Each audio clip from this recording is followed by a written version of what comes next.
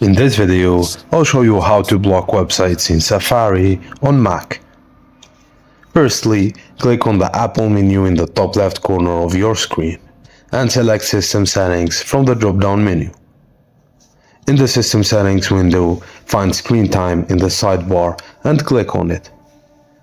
Make sure Screen Time is turned on. If not, click the toggle to enable it. Under Screen Time, go to Content and Privacy, then click on Web Content. Choose the Limit Adult Websites option and click on Customize to add specific sites you want to block.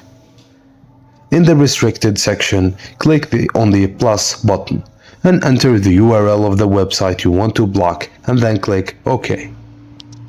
By following these steps, you can easily block any unwanted websites on Safari or other browsers on your Mac using the Screen Time feature. Thank you guys for watching, and please don't forget to like and subscribe for more.